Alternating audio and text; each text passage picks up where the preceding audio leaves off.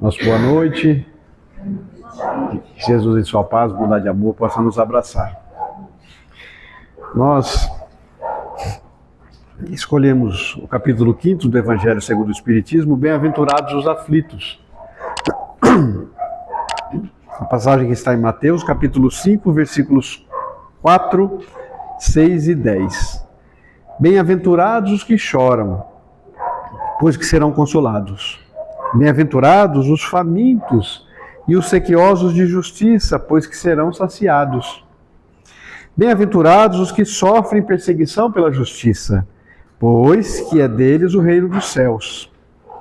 Tem uma outra passagem que está em Lucas, capítulo 6, versículo 20, 21, 24 e 25. E bem-aventurados vós, que sois pobres, porque vosso é o reino dos céus.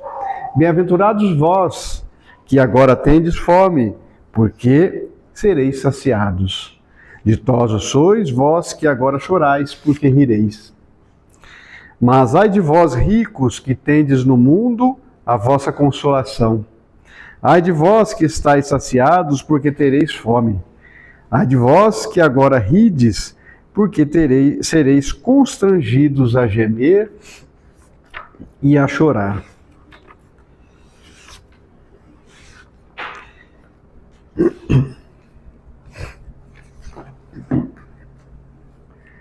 A doutrina espírita nos traz Deus como a inteligência suprema do universo, né? Causa primária de todas as coisas, e nos traz algumas qualidades de Deus. Nós não temos condição de saber todas, né? Porque nos falta mesmo senso moral, senso crítico e elementos para isso.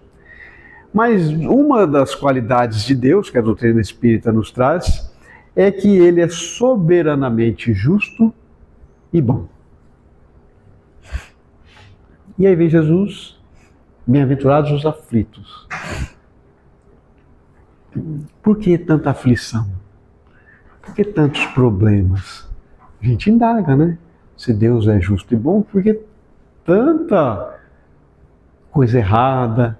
Por que tanto sofrimento? Por que tanta dor? Por que tanta enfermidade?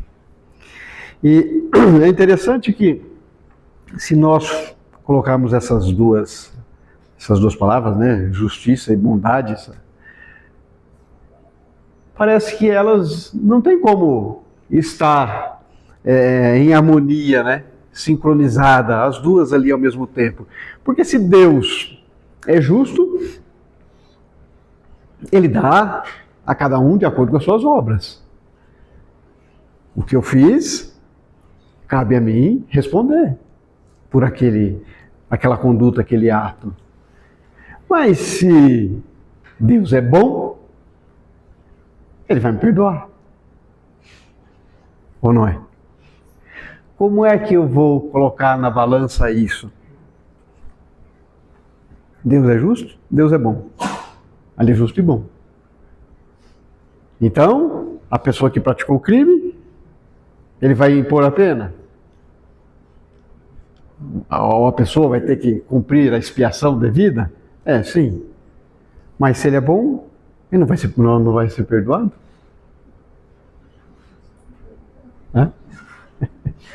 Justiça e bondade, que filosoficamente parece não harmonizar. Mas nós precisamos olhar um princípio da doutrina espírita que se chama reencarnação. Através da reencarnação, nós conseguimos entender a justiça e a bondade divina. A reencarnação é a oportunidade que o Pai nos concede de fazermos correto, né, de progredirmos. Se fizermos errado, temos a oportunidade de agir correto. Então, através da reencarnação, nós temos que cumprir a nossa pena e, ao mesmo tempo nos é dada a oportunidade de nos libertarmos do erro nosso. E assim, se realiza a justiça e a bondade de Deus. Porque imaginemos, se não tivesse a reencarnação, eu eu não andei bem nessa encarnação, né? Nessa vida que eu tive. Então, para aqueles que entendem a unicidade da existência, não andei bem. Mereceria ir para o inferno, né? Segundo as tradições aí religiosas. Mas Deus não nos faz isso. Deus nos concede a oportunidade de reparar o mal, de expiar o mal. E Ele aí está sendo justo. E ao mesmo tempo Ele está sendo bom, porque em vez de nos enviar ao inferno de sofrimento eterno, Ele nos concede essa oportunidade de nós crescermos pelos nossos próprios atos. Nós somos os artífices da nossa vida, nos disse Jesus. Por que eu digo isso? Porque nós estamos falando de bem-aventurados os aflitos. Desde que exista a aflição, a partir do momento que eu esteja passando por uma dificuldade, um problema, uma dor, uma enfermidade, seja lá qual for, ela tem uma causa justa. Não é por acaso que nós estamos passando por essa dificuldade, por essa dor. Então Jesus vem falar que bem-aventurados os aflitos, porque serão consolados.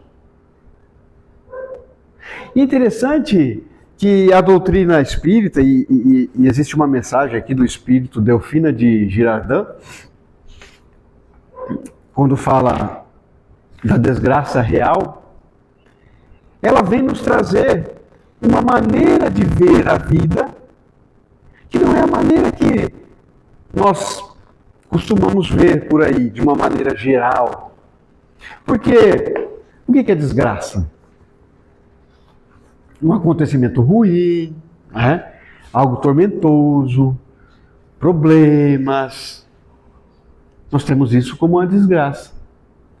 Mas vem a doutrina espírita nos explicar um outro olhar do que seja efetivamente a desgraça. Olha o que fala o espírito Delfina de Girardin. Toda a gente fala da desgraça.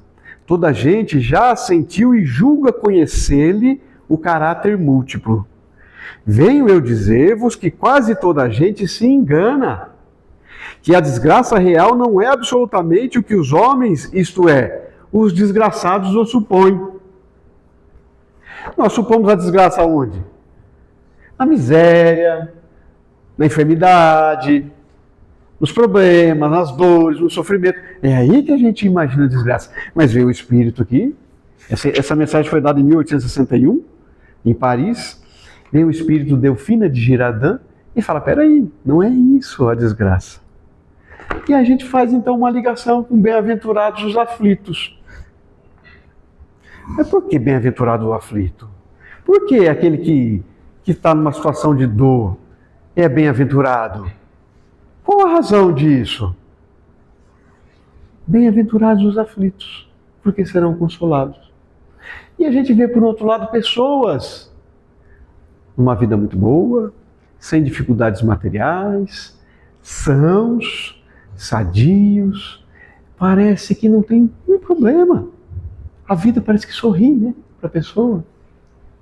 E a gente vê determinadas pessoas nessa condição cometendo as mais absurdas barbaridades, injustiças, ou gozando a vida de uma maneira irresponsável. Não que seja proibido de você ter uma festa, não é nada proibido, né, de você ser alegre, não é nada disso. Ninguém aqui está convidando a que sejamos tristes, pelo contrário. Jesus veio falar da boa nova de alegria. Mas,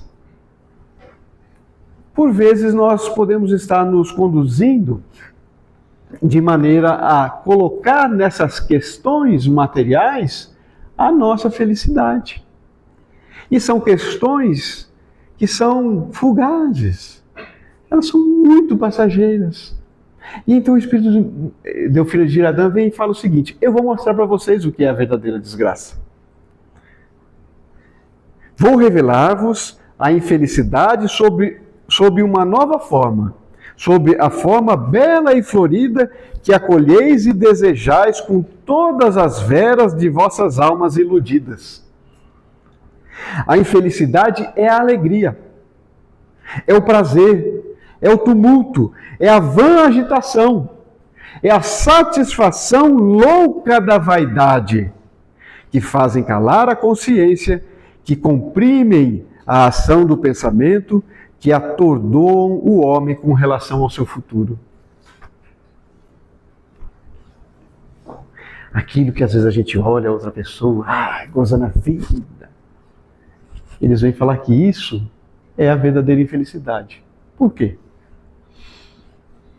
Porque a pessoa que vive, não tem nada de mal ser rico, nós não estamos falando nada contra a riqueza não, pelo contrário. A riqueza, ela é importantíssima para gerar o progresso. Tá aí a ciência que nos mostra.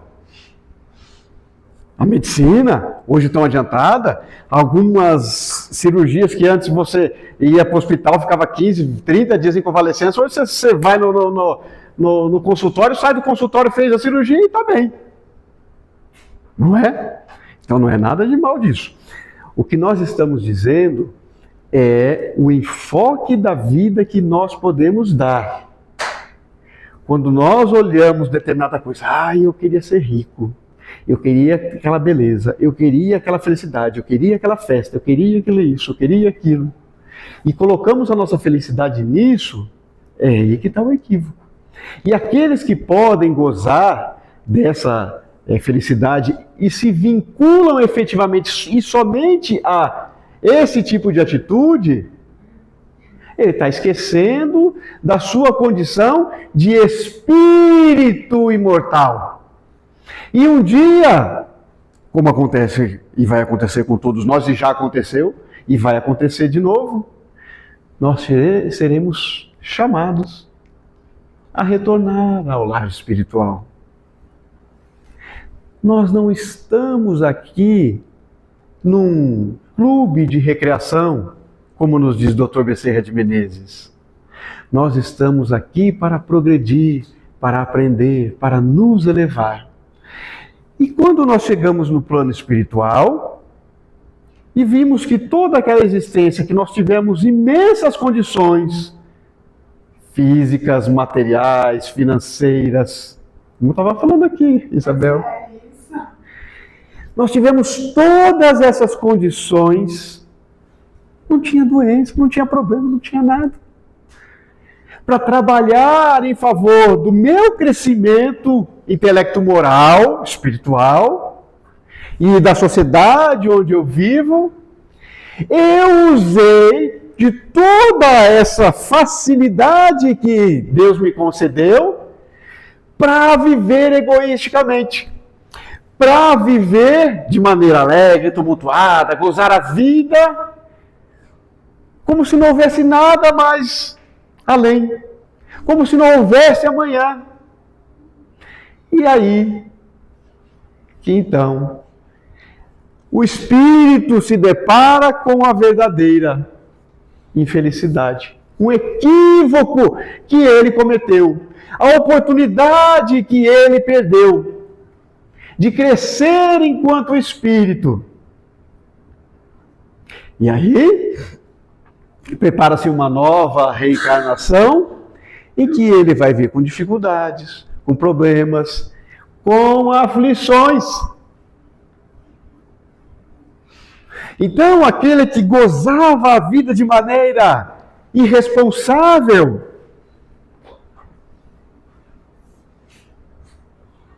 o que nos foi dito, olha, vocês que riem, vocês vão chorar. Não foi isso que está no Evangelho?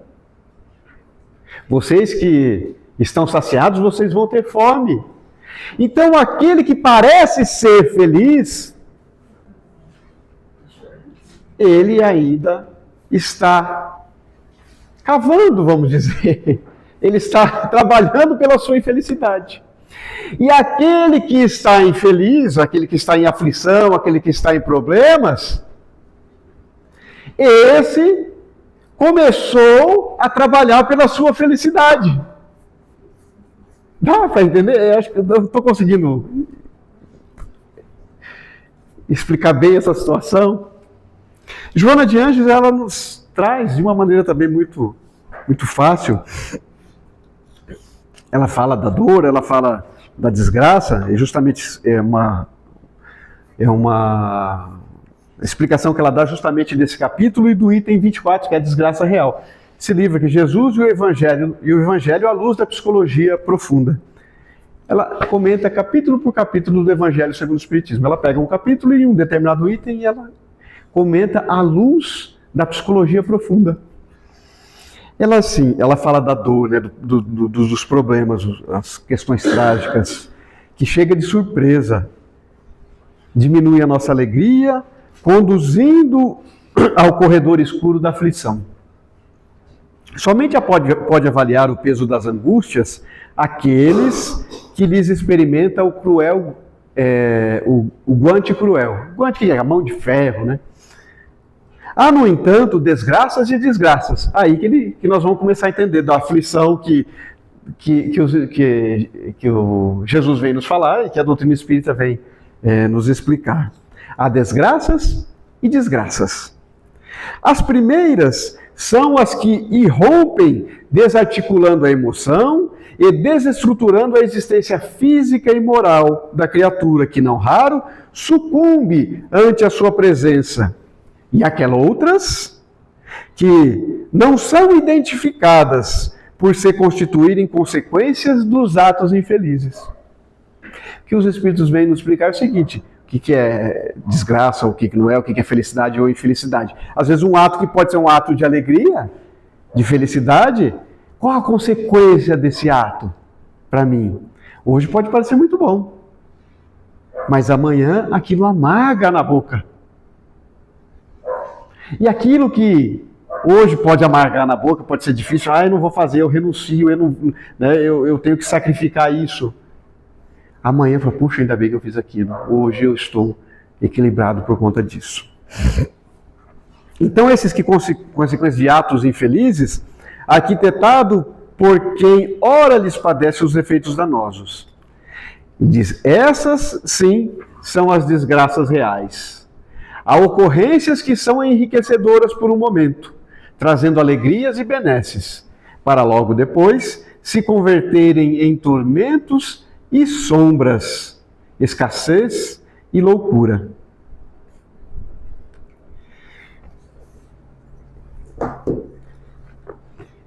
Teve uma oportunidade que Bartolomeu esteve com Jesus. Bartolomeu, a gente já falou de Bartolomeu aqui, que ele era triste, né?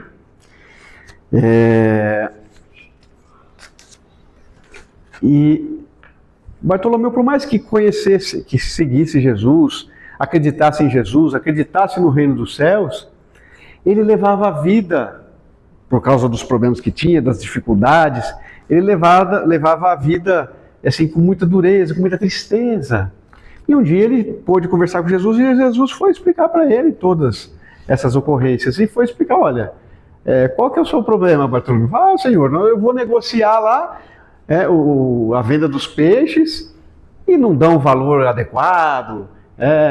Os meus irmãos não entendem o meu proceder, e a minha mãe morreu, eu estou sozinho. Aí Jesus foi explicando que tudo na vida tinha uma razão, uma necessidade, e ele fala justamente dessa situação de que Jesus faz um questionamento assim para ele: o que seria mais importante ou mais difícil para o espírito? Será aquela situação em que ele, a peso de ouro, ele se sacrifica para depois, amanhã, hoje ele obter uma situação ou alguma coisa, material que seja, para amanhã ele ficar com a cabeça atormentada?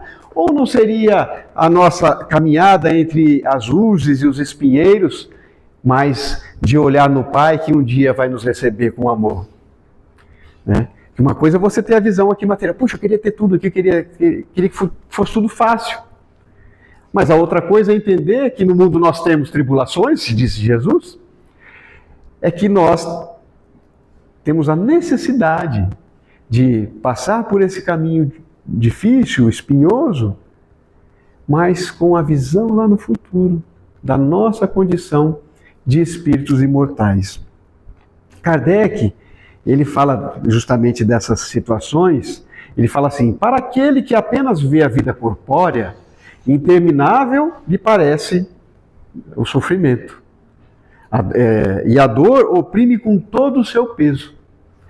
Até Kardec fala disso da vida dele, o tanto que foi difícil, principalmente depois que ele assumiu-se como Allan Kardec e veio trazer-nos a doutrina espírita, o quanto foi difícil, o Espírito de Verdade falou, você vai ter dificuldade. Não pensa que você vai publicar um livro, 2 livros, 10 livros e vai sair aí e todo mundo vai te adorar. Né?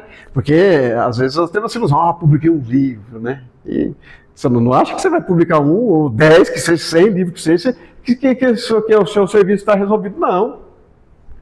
Você vai ter problemas. Ódios encarniçados vão surgir com você. E Kardec conta que ele, então, diante das dificuldades, ele se colocava através da prece já no plano espiritual. Então ele via de cima todos aqueles problemas. É como se nós estivéssemos aqui, nós estamos aqui juntos. Aqui, vamos supor que se a gente estivesse discutindo algo, cada um com interesse, aí a gente conflitando. Mas alguém que, por exemplo, estivesse vendo lá de cima, só a gente aqui, vê de cima. Para ele esse problema não tem interesse. Não é? Não existe. Então Kardec falou, se colocou acima daquilo ali e ele conseguiu passar sem arranhões. E não existe isso que a Isabel falou, é muito interessante, não existe. Porque o que nós estamos fazendo aqui? Provando a nossa condição. Falei, olha, preparei essa encarnação, eu vou passar por isso, isso, isso. Então essa aprovação, na verdade, é como uma prova que a gente faz lá na escola, né? Quando a gente está na escola, para passar. Quem que olha para trás e fala, puxa, aquela prova foi difícil, né? Lá atrás, mas tirei 8, tirei 6, tá, mas foi aprovado, sei lá, mas que foi aprovado, pelo menos. Né? Então não é uma dificuldade que vem para nos oprimir, para nos massacrar. É uma dificuldade que vem para nos despertar. Oh, você é espírito, a dor que fala assim para a gente. Você é imortal, você está aqui de passagem. Você está aqui de passagem. Por mais que essa dor seja real, ali nesse momento que eu estou passando, ela é temporária. Daqui a pouco foi. E o que ficou? A experiência. Aquilo que eu tive de ação diante dessa dor. Então, quando vem Jesus, né, vem a doutrina espírita, vem nos trazer ensinamentos, para que diante dessas dificuldades nós possamos passar por essas dificuldades de uma maneira equilibrada, serena. Nós estamos vivendo, estamos encarnados, a dificuldade está batendo a porta, não é uma coisa gostosa, né? Não é fácil, mas é a necessidade que nós temos de crescer. Não é o remédio amargo que cura? Hoje nós estamos num momento de imediatismo, né? De querer tudo aqui e agora. A pessoa liga lá o computador, o celular, essa porcaria aqui não está funcionando, está demorando. Demora 10 segundos às vezes para fazer um negócio. Está demorando 10 segundos. Demorou muito, uma vida. Gente, e essa necessidade de informação. Então talvez isso esteja nos prejudicando. Né? Essas questões aí nós não estamos sabendo lidar. Chico Xavier já falou disso em 1970 no Pinga Fogo. Teve uma pergunta para ele, acho que foi no segundo Pinga Fogo, salvo engano. Ele falou assim, olha, com a tecnologia, os computadores. Aí o Chico falou, né, da problemática que seria se nós não soubéssemos ter equilíbrio diante dessas novas descobertas, vamos dizer assim. Gente, 1970. Mais de 50 anos, 50 e poucos anos. Né? E já falava disso. E hoje nós estamos vivenciando esse imediatismo. Então, às vezes, nós nos colocamos numa situação, nós mesmos, de aflição. E temos que buscar amparo, seja espiritual, né, religioso, profissional, é muito importante. o amparo profissional, porque às vezes a gente tem preconceito com relação a se falar, eu vou no psicólogo ou vou no psiquiatra, dependendo da situação, né? Nós temos preconceito em relação a isso. Ora, se precisamos do psiquiatra, por exemplo, a pessoa que às vezes tem hipertensão, a pessoa tem diabetes, a pessoa tem, sei lá, a doença que for, ele não toma remédio, ele não segue a vida de gente, qual que é o problema? Se precisa ir no psiquiatra, fazer uma terapia, não tem problema nenhum. É melhor que faça do que não faça, ficar escondendo aquela situação e vivendo de uma maneira tormentosa. E às vezes de maneira até atrapalhar a vida daqueles com quem eles vivem. Né? A nossa necessidade de entender isso bem. Daquela maneira de considerar a vida, resulta ser diminuída a importância das coisas deste mundo e sentir-se compelido o homem a moderar seus desejos, a contentar-se com sua posição, sem invejar as dos outros, receber atenuada a impressão dos reveses e das decepções que experimente. Olha só o que Kardec nos fala. Né? Se nós temos consciência da nossa condição de espíritos imortais, nós vemos essa vida como realmente uma passagem, essas dificuldades elas são diminuídas. A importância das coisas do mundo são diminuídas. Não tem por que eu invejar a posição do outro, não tem por que eu querer algo que não é meu, algo que eu não consiga. Não que eu não tenha que buscar os meus sonhos. Sem dúvida que eu tenho que buscar os meus sonhos. Mas se nessa busca eu estou fazendo sofrer, eu estou me impondo também determinadas problemáticas, a gente tem que colocar na balança se cabe ou não. Porque às vezes aquilo que nós buscamos como um sonho pode virar um pesadelo. Agora, quem que cabe falar isso? Cada um que diga perante a sua própria consciência. Cada um é dono de si, cada ser aqui é um espírito. E não nos cabe impor nada a ninguém. Cada um tem que saber. O que faz a doutrina espírita? O que fazem as casas espíritas? Aconselhar. Amparar aqueles que chegam em desespero, dar o tratamento através da palestra, do passe, da água fluida, a reunião mediúnica, a desobsessão, sem dúvida nenhuma. Mas a cada um cabe o dever de buscar a sua própria independência espiritual. É para isso que veio a doutrina espírita, para dar liberdade. Foi o que Jesus falou, eu vim para que os cegos possam ver. O ensinamento de Jesus, os ensinamentos da doutrina espírita são ensinamentos de verdade, ensinamentos de liberdade. Eu sou a luz do mundo, disse Jesus. Eu sou a luz do mundo. Se ele é a luz do mundo, ele veio realmente para que aqueles caminhos escuros fossem desfeitos, clareados. E assim nós pudéssemos ter vida em abundância. O que é a vida em abundância? É a vida com equilíbrio, com serenidade, com saúde. É a vida com alegria. É a vida com paz. O que é a paz? Como diz o Dr. Bezerra de Menezes, a paz que deflui da consciência tranquila. Ainda nós não temos a consciência muito tranquila. Porque nós somos seres imperfeitos e nós cometemos erros, nós temos dúvidas, nós temos necessidades, nós temos fraquezas. Mas nós estamos a caminho disso.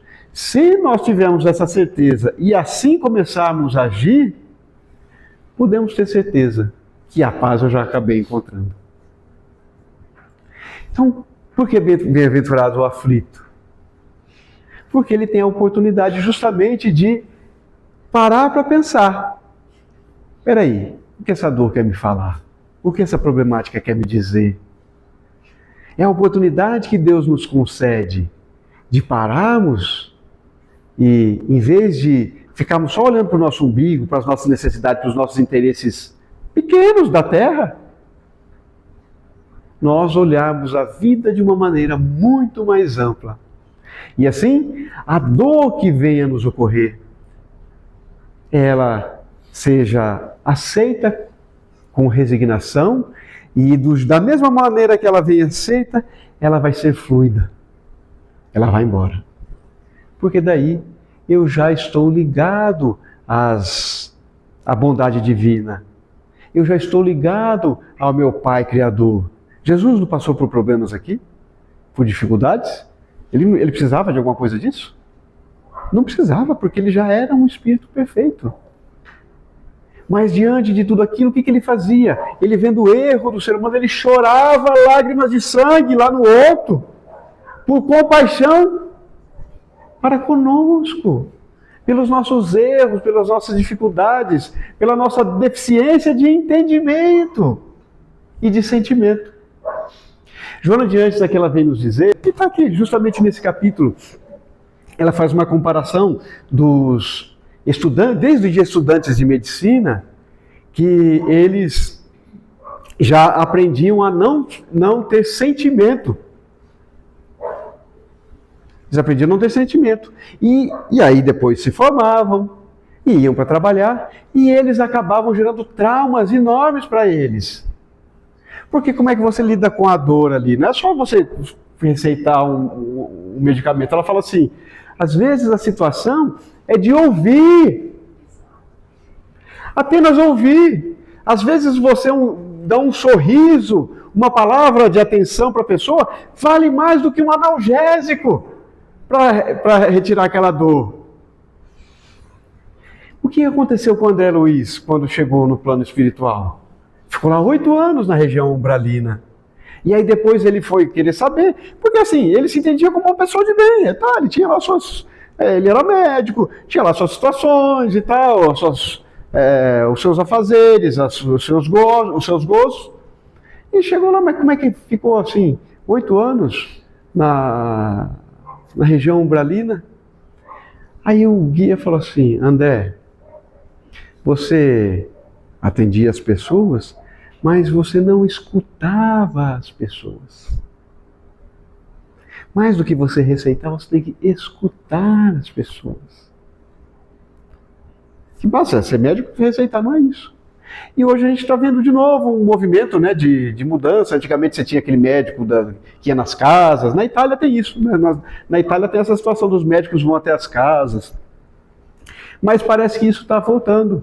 Né? Parece que tem uma linha aí de que os médicos estão começando a ouvir mais o paciente, conversar mais com o paciente, né? Ter mais proximidade com o paciente. Porque senão, se nós estamos numa condição boa e um outro que nós podemos ajudar, nós analisamos de maneira fria, o que vai sobrar para nós? Amanhã seremos nós, aqueles que estarão a necessitar desse amparo. Que Jesus possa nos consolar, que Jesus possa nos trazer a paz, que todos nós somos herdeiros, porque somos herdeiros de Deus, somos filhos de Deus, todos somos herdeiros da sua paz, de todo o seu amor. Basta que nós tenhamos essa condição de entender e buscar dia a dia, sem jamais dizer assim, eu não preciso aprender mais nada. Não, nós temos muito que aprender. Hoje eu aprendi mais, puxa, aquilo me clareou tanto. Que beleza, mas amanhã a gente pode buscar estar atento para receber mais exemplos. E às vezes vem das situações que a gente menos espera. Né? Às vezes de uma criança, de um pedinte na rua, não sei. Tanta coisa que acontece em nossa vida. Mas que Jesus possa nos abraçar e nos dar o conforto, o consolo que todos nós merecemos. Muita paz a todos.